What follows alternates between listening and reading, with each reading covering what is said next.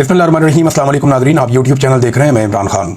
Nadreen ने सैलाब की तबाहकारियाँ भी जारी हैं, लेकिन अच्छी खबर यह है कि भारत के इलाके हिमाचल में कुछ बारिशें रुक गई हैं और मकबूजा कश्मीर में भी बारिशों में कमी की इतला आ रही है और आने वाले दिनों में ये बारिशें वहाँ मजीद नहीं होंगी। लेकिन पाकिस्तान के अंदर अभी बारिशों की इतला है कि यहाँ बारिशें होंगी, एक के बाद एक कोई ना कोई नई मुसीबत आ जाती है। लेकिन फिलहाल इस वक्त दरिया सतलुज में जो पानी दाखिल हो रहा है वो एक बड़ा रेला है और पानी बढ़ता चला जा रहा है। पाकिस्तान के जो एरियाज हैं, जंग का इलाका, टोबा टेक सिंह का इलाका और खानेवाल के इलाके, एक मुश्किल सूरत हाल में है। और इसके लिए जो सबसे बड़ी रीज़न है वो ये है कि बंद गलत तोड़े गए हैं, यानी जहाँ से बंद तोड़े गए वो ज़्यादती की है इंतज़ामिया ने, हुकूमत ने, और उसकी वजह से बहुत सारे इलाकों में लोगों को मुश्किलात का सामना है। कुछ लोगों के बागात बचा दिए गए, जागीरें बचा दी गई, फैक्ट्रियाँ मिलें बचा दी गई और गरीबों के इलाके डबो दिए गए। उसकी वजह से लोग खासे परेशान हैं। रावी के अंदर जो सूरत हाल है, पानी वहाँ बहुत ज़्यादा है, लेकिन इसके बावजूद पहले जैसी सूरत हाल अब रावी में नहीं है। पानी ज़्यादा ज़रूर है, लेकिन वो सैलाबी सूरत हाल जिस तरह शिद्दत के साथ सैलाब आ रहा था इस वक्त वो वहाँ पे नहीं है। लेकिन दरिया सतलुज में इस वक्त एक बड़ा सैलाबी रेला आ रहा है और इंडिया ने बार बार उसके बारे में पाकिस्तान को खबरदार भी किया है। और जब भी कभी ये सतलुज में पानी बढ़ता है तो उसकी वजह से जो आपके जनूबी पंजाब के कुछ एरियाज़ हैं वो मुतासर होते हैं। कसूर से लेकर मुजफ्फरगढ़ तक ये सारे एरियाज मुतासर होते हैं। तीन जो पाकिस्तान के मशरकी दरिया है इनमें सूरत हाल जो है वो खतरनाक है। एक चनाब है, फिर रावी है और उसके बाद सतलुज है। सतलुज में जो है वो ब्यास का पानी मजीद दाखिल होने भी जा रहा है। अब तक जो पाकिस्तान के सरकारी अदाद-ओ-शुमार हैं उनके मुताबिक 4000 से ज़्यादा आबादियाँ या गांव देहात जो हैं वो पानी के नीचे चले गए हैं, वो डूब गए हैं। कई इलाकों में पानी 10 फुट और इससे ज़्यादा भी गया। ये बहुत बड़े पैमाने पर सैलाबी पानी आया है और इसने बड़ी तबाहकारी की है। जो फसलें तबाह हुई हैं वो सिर्फ फसलें तबाह नहीं हुई बल्कि उन ज़मीनों को भी बहुत नुकसान पहुंचा है। बेशतर इलाकों में जो ज़मीनें हैं उन्हें दोबारा काबिल काश्त करने में या तो बहुत मेहनत करनी पड़ेगी या वो काबिल काश्त नहीं रहेंगी। जहां पे ज्यादा रेत आ गई है वो जमीनें काबिल काश्त नहीं रहेंगी। 35 लाख से ज्यादा अफराद पाकिस्तान में जो आदाद-ओ-शुमार दिए गए हैं सरकारी सतह पे इस सारी सूरत हाल से मुतासिर हुए हैं। भारत और पाकिस्तान दोनों में जो अब तक लोग जाँ बहक हो चुके हैं उनकी तादाद 3000 से जायद है। ये एक बहुत बड़ा मसला है, इसको संजीदगी के साथ पाकिस्तान को और भारत को देखना चाहिए। और खास तौर पे क्लाइमेट चेंज के हवाले से दोनों ममालिक को ना सिर्फ मिलकर बल्कि जो आसपास के खित्ते के दीगर ममालिक हैं उन्हें भी यहाँ पे बहुत जंगी बुनियादों पर तब्दीलियाँ लानी चाहिए, जैसे कि यूरोप में आई हैं।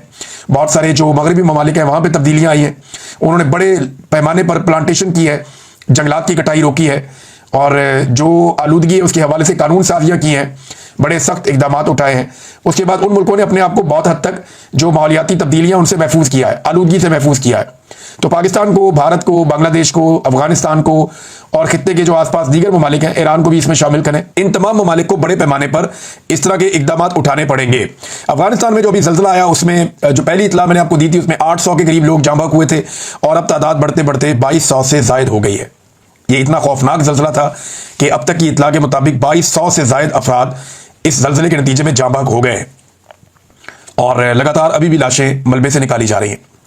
ये अक़वाम मुत्तहिदा ने पाकिस्तान से एक दरख्वास्त की है कि जो अफगानों की बेदखली की जा रही है, पाकिस्तान से उन्हें निकाला जा रहा है कि वो अपने मुल्क वापस पहुंचे और ज़बरदस्ती भी की जा रही है, तो इस सिलसिले को अभी फ़िलहाल रोक दिया जाए क्योंकि वहाँ पे बड़े मुश्किल सूरत हाल है।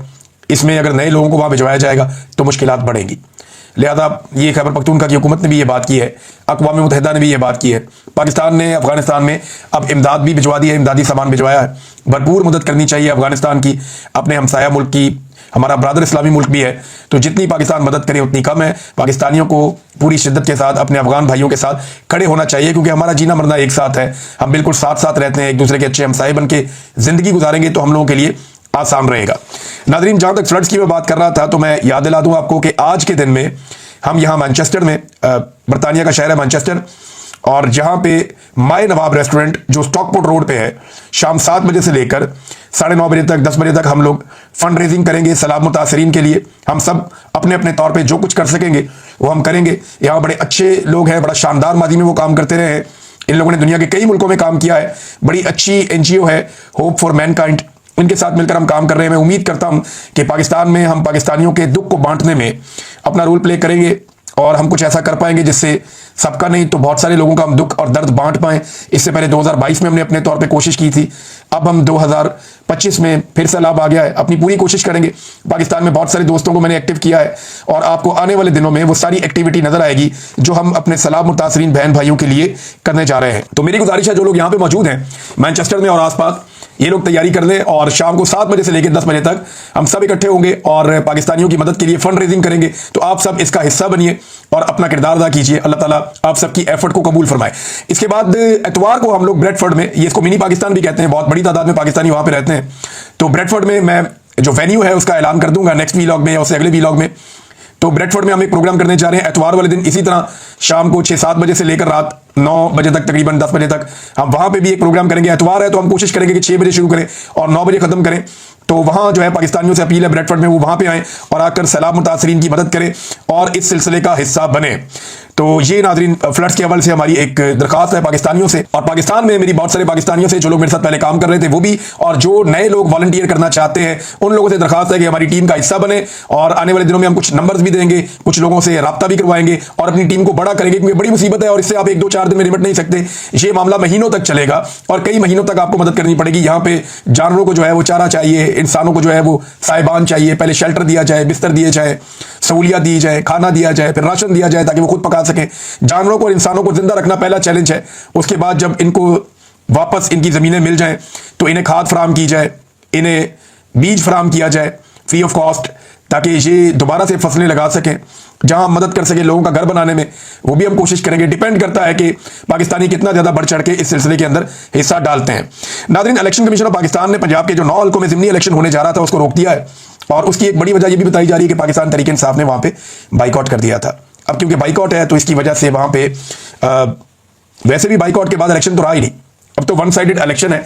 PMLN जो है उन्हीं को जितवाना है, तो वो अपने उम्मीदवार का ऐलान करें और इलेक्शन करवाने की जरूरत ही कोई नहीं है। बस सिर्फ ऐलान कर दें कि ये हमारा उम्मीदवार है और इलेक्शन कमीशन को चाहिए उसको नोटिफाई कर दें कि ये मैंने बन गया। इलेक्शन की तो जरूरत ही नहीं है।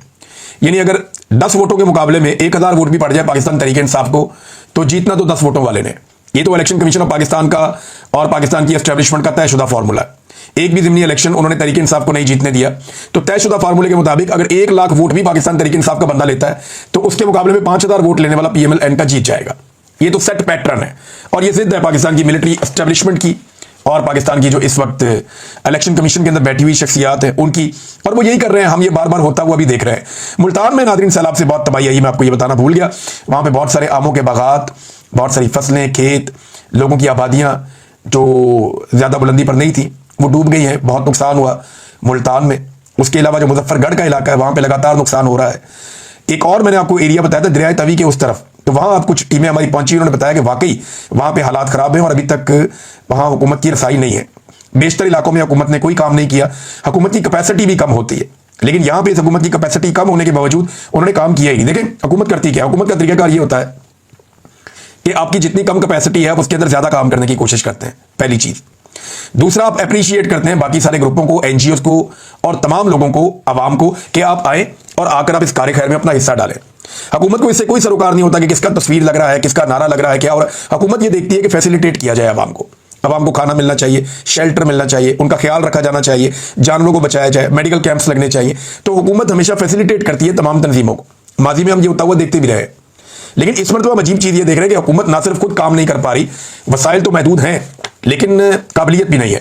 हुकूमत खुद काम नहीं कर पा रही और जो लोग काम करने के लिए आ रहे हैं उनको भी मना कर रही है, उनको रोक रही है कि अगर काम करना है तो हुकूमत आपको बताएगी क्या करना है, और हुकूमत जो है उसके अंदर अहलियत है नहीं। फिर वो चाहते हैं ज़बरदस्ती फ़ोटो लगाया जाए मरियम नवाज का। अब इसको लोग पसंद नहीं करते, तो इस एक जिद की वजह से इन्होंने काफ़ी ज़्यादा लोगों को, NGOs को, जो फलाई काम करने वाले इदारे हैं उन्हें मायूस किया और उनको परेशानी में डाला। खासतौर पर वो इदारे जो बेचारे छोटे इदारे हैं, छोटे पैमाने पर काम करते हैं, उनको तो इन्होंने बहुत ज़्यादा परेशान किया। नाज़रीन, मौजूदा निज़ाम के बारे में नवाज शरीफ साहब क्या कहते हैं, ये बड़े मज़ेदार इंकशाफात हैं जो ख्वाजा आसिफ साहब ने किए हैं। ख्वाजा आसिफ साहब कहते हैं कि मियां नवाज शरीफ साहब जो है निज़ाम के तसलसल से बिल्कुल मुत्तफिक हैं और इस जो हाइब्रिड निज़ाम है इसमें नवाज शरीफ साहब को किसी किस्म का कोई एतराज़ नहीं है। देखिए, अब वो लोग जो ये चूरन बेचते हैं कि नवाज शरीफ के अंदर लावा पाटने वाला है, वो लोग जो ये कहते हैं कि नवाज शरीफ साहब जो हैं वो अपने दिल में राज छुपा के बैठे हैं, वो ये कर देंगे, वो कर देंगे, आने वाले दिनों में वो मुतहर्रिक हो जाएंगे, वो बहुत सारी चीज़ों से पर्दा उठाने वाले हैं, वो सारे लोग ज़रा सोचें कि नवाज शरीफ साहब ख्वाजा आसिफ साहब से क्या कहलवा रहे हैं। ख्वाजा आसिफ बता रहे हैं कि नवाज शरीफ साहब बिल्कुल राजी हैं, बिल्कुल मुतमईन है और बिल्कुल मुत्तफिक हैं जो इस वक्त हाइब्रिड निज़ाम चल रहा है उससे। हाइब्रिड निज़ाम कहते हैं दोगले का। हाइब्रिड का जो मतलब होता है वो दोगला होता है। तो एक दोगला निज़ाम चल रहा है पाकिस्तान में, यानी स्टीयरिंग पे कोई और बैठा हुआ है और पीछे से स्टीयरिंग को हिला कोई और रहा है। कठपुतली हुकूमत चल रही है पाकिस्तान में, इनकी डोरियां किसी और के हाथ में है, वो सब जानते हैं मिलिट्री एस्टेब्लिशमेंट के हाथ में। तो नवाज शरीफ साहब इससे खुश हैं, राजी हैं, उन्हें कोई दिक्कत या परेशानी नहीं है। ख्वाजा आसिफ साहब ने यह बताया। अब इसमें सवाल किया गया एंकर की जानिब से कि क्या नवाज शरीफ गिव अप कर चुके हैं क्योंकि वोट से इमरान खान का मुकाबला करना मुश्किल है। तो इस पे ख्वाजा आसिफ कहते हैं कि मईशत, फौज, खारजा पॉलिसी कामयाब चल रही हैं, तो एक चीज के लिए दूसरी चीज को वक्ती तौर पर पीछे छोड़ा जा सकता है। यानी उनका कहने का मतलब यह है कि मईशत भी ठीक चल रही है, फौज भी ठीक चल रही है, खारजा पॉलिसी भी ठीक चल रही है, लिहाजा अगर सियासत ठीक नहीं चल रही है, लोग हमें प्यार नहीं कर रहे तो दफा करो फिलहाल।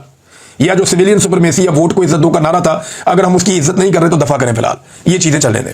तो इन तीनों चीजों पर हम बात कर लेते हैं। नंबर एक तो मईशत पाकिस्तान की जैसे चल रही है, पूरा पाकिस्तान जानता है, किसी आदमी का कारोबार नहीं चल रहा, कोई पाकिस्तान के अंदर सरमायाकारी करने को तैयार नहीं है। पाकिस्तान के अंदर जिन लोगों का कारोबार था वो भी ठप हो गया, किसान की मईशत बर्बाद हो गई। पाकिस्तान में गुर्बत की शरह जो है वो लगभग 50% तक पहुंचने वाली है। इस सैलाब के बाद तो इससे भी ज्यादा बढ़ जाएगी। बेरोजगारी की शरह पाकिस्तान में बढ़ गई है, लोग पाकिस्तान छोड़ छोड़कर बाहर जा रहे हैं। तो मईशत तो ठप है, सब जानते हैं, कख नहीं इन्होंने मईशत का किया। तो एक चीज तो ये, फौज के बारे में उन्होंने कहा फौज ठीक चल रही है, सही समझ में कामयाबी जा रही है। वहां पे फौज की वाहिद कामयाबी जो है वो पाकिस्तान एयरफोर्स ने इंडिया के तैयारे गिराए। ये बड़ी कामयाबी, छोटी बात नहीं है, इस पे जितना अप्रिशिएट किया जाए वो अच्छी बात है। लेकिन फौज और अवाम के बीच में जो खलीज पैदा हुई है इस सारे हाइब्रिड निजाम की वजह से, उसकी भरवाई अब नहीं हो सकती। ख्वाजा आसिफ साहब शायद ये बात भूल गए। हाँ, फौज अगर मरियम नवाज साहबा के बैनर और पोस्टर लगा रही है, फिर तो अगर आप उसको कहते हैं कि वो ठीक चल रही है तो फिर तो ठीक चल रही है। लेकिन अगर आप ये कहते हैं कि फौज और अवाम के दरमियान एक मजबूत और मरबूत रिश्ता आज भी कायम है, तो ये आपकी गलतफहमी है, ऐसा नहीं है। बतौर इदारा फौज को नुकसान हुआ है मिलिट्री एस्टेब्लिशमेंट की जो एक हाइब्रिड पॉलिसी है उसकी वजह से, जो उनकी सियासत में मुदाखलत हुई है और गलत मुदाखलत हुई है, इसकी वजह से फौज को बतौर इदारा अवाम के साथ उनकी दूरियां पैदा हुई हैं। हाँ, मरियम नवाज के बैनर लगा के उन्होंने आपके लिए शायद अच्छा हो, लेकिन पब्लिक के लिए और फौज के लिए मुझे नहीं लगता ये अच्छा है। खारजा पॉलिसी में ख्वाजा साहब ने कहा तीसरा कि वहां कामयाबी हुई है। तो खारजा पॉलिसी में तो कामयाबी है कि मुलाकातें आपकी सबसे हो जाती है, एटमी मुल्क है पाकिस्तान, तो मुलाकातें तो हो जाती हैं। फिर हमारी लोकेशन ऐसी है कि हमारी इंपॉर्टेंस रहती है तो मुलाकातें हो जाती हैं। लेकिन उन मुलाकातों का नतीजा क्या पाकिस्तान में सरमायाकारी आ रही है? क्या वो ममालिक पाकिस्तान में बड़े पैमाने पर सरमायाकारी कर रहे हैं? तो ऐसा नहीं हो रहा। तो खारजा पॉलिसी अगर आपकी अच्छी है भी, आपकी तस्वीर और वीडियोस बन रही हैं और आप उनको एंजॉय कर रहे हैं, लेकिन उनका कोई फायदा पाकिस्तान में नहीं आ रहा, उल्टा जिनको आप मिल रहे हैं उनको आप फायदा दे रहे हैं। जैसा कि आपने अभी एक फायदा दिया अजरबैजान की एक कंपनी को, $300 मिलियन का वो यहां पे लगाएंगे। फिर आपने उनके साथ IPP तर्ज का एक मुआहदा कर लिया कि काम हो या ना हो हम आपको पैसा देते रहेंगे और डॉलर्स के अंदर देंगे। ये जो एक मुआहदा और किया है एक अजरबैजान की कंपनी के साथ, तो फायदा तो उनको हो गया। हम तो सुन रहे थे सरमायाकारी हमारे मुल्क में आएगी, उल्टा फायदा उनको हो गया। तो ये कौम को चूना लगाने वाली बात है और इसके अलावा कुछ नहीं है। ख्वाजा आसिफ ने एक और काम किया, ये मैं आपको पढ़ के सुनाता हूं, क्योंकि एक तकरीब में खिताब किया जस्टिस अतर मिनल्ला साहब ने। इन पे हमें बहुत सारे एतराज़ात भी हैं। इन्होंने बहुत सारी जगहों पे माजी में ऐसी पॉलिसी रखी कि ये एक कदम पीछे हट जाते थे और जहां पे इंसाफ देना चाहिए था, शिद्दत से खड़े होना चाहिए था, वहां पे ये जज भी नहीं खड़े हुए, कुछ और जज साहिबान है वो भी नहीं खड़े हुए। और आज वो सारे जज साहिबान पछता रहे हैं कि अगर ये उस वक्त खड़े हो जाते तो आज अदलिया की ये दुर्घटना बनती, ये हालत ना होती। तो उन्होंने जो तकरीर की अतर मिनल्ला साहब ने, उन्होंने उस तकरीर में ज्यादातर टाइम दो जगह पे तनकीद की। एक उन्होंने एस्टेब्लिशमेंट पे तनकीद की, दूसरा उन्होंने अदलिया पे तनकीद की कि अदलिया अपना काम नहीं कर पा रही, इंसाफ नहीं दे पा रही। उन्होंने अपने ही इदारे के ऊपर बार बार तनकीद की। और दूसरा एस्टेब्लिशमेंट पे जिस तरह वो बातें कर रहे थे, तो एस्टेब्लिशमेंट पे एक तनकीद थी, जैसे मुल्क के साथ जो कुछ इन्होंने माजी में किया, तो उनकी सारी तनकीद एस्टेब्लिशमेंट और अदलिया पे थी। लेकिन ख्वाजा आसिफ साहब ने यहां पे देखें ट्वीट में क्या लिखा। अतर मिनल्ला को जस्टिस भी नहीं लिखा, साहब भी नहीं लिखा। अतर मिनल्ला को ये फरमाने से पहले माजी को याद रखना चाहिए, एक वर्दी वाले जनरल मुशर्रफ की सदारत में वजीर कानून थे, मार्शल था, डिक्लेयर था। हम सियासतदान अगर गलती करते हैं तो याद रखते हैं कि लोग याद दिलाएंगे। जब ये बड़े ओहदों पर फायद अशखास माजी की सहूलत का इस्तेमाल करके भूल जाते हैं, तो मैं सिर्फ इतना कहूंगा कि ये शख्स कोई शर्म करे, कोई हया करे। बात यह है कि अतर मिनल्ला साहब ने माजी में जो किया वो तो अपनी जगह पे, ख्वाजा साहब आपके वालिद भी तो उसी कैबिनेट का हिस्सा थे जो एक डिक्टेटर की थी। तो सबने कहीं ना कहीं कोई ना कोई गलत काम किया है। पाकिस्तान में फौज ने कंट्रोल ही इतना ज्यादा रखा कि कभी ना कभी सारे उनके बनाए हुए एक सिस्टम का हिस्सा रहे, या उसके करीब से गुजरे, या उसके मुताबिक चीजें सोचते रहे। लेकिन ज्यादातर लोगों को समझ आई, जब किसी को समझ आई तो फिर उसने सही रास्ता इख्तियार किया। लेकिन ख्वाजा साहब, अजीब बात यह है कि आप आज भी हाइब्रिड निजाम की तारीफ करते हैं, आप आज भी दोगले निजाम को पसंद करते हैं। हालांकि आपने आमरीत को भुगता भी है, तकालीफ भी देखी है, लेकिन इसके बावजूद इमरान खान के खौफ ने आपको दोबारा GHQ पहुंचा दिया और आपको दोबारा आपके हाथ में बुरश पकड़ा दिया और आपने पॉलिश शुरू कर दिया अनफॉर्चुनेटली। तो अतर मिनल्ला तो सियासतदानों की बात नहीं कर रहे थे, वो तो बात कर रहे थे डिक्टेटर्स की, वो बात कर रहे थे अपनी अदलिया की। लेकिन ख्वाजा साहब को आजकल क्योंकि बड़ा उनको इदारे से प्यार है और आजकल वो एक डिक्टेटरशिप को पसंद करने वाले शख्स बने हुए हैं, लिहाजा उन्होंने फिर जवाब दिया बजाय इसके कि डिक्टेटर्स इसका जवाब देते। इसका जवाब ख्वाजा आसिफ ने खुद दिया है। नाज़रीन, चीनी में किस किसने पैसा कमाया, बड़ी इंटरेस्टिंग एक रिपोर्ट आई है मेरे पास। इसमें जो चीनी पाकिस्तान से बाहर एक्सपोर्ट की गई उसमें सबसे ज्यादा पैसा जो कमाया वो शरीफ खानदान ने कमाया। ये हमजा शहबाज, नुसरत शहबाज और सलमान शहबाज, ये शहबाज शरीफ के बच्चे और बीवी हैं। ये जो चीनी एक्सपोर्ट की गई, इनकी शुगर मिल ने 2 अरब 41 करोड़ रुपए से जायद मालियत की चीनी जो है वो एक्सपोर्ट की थी।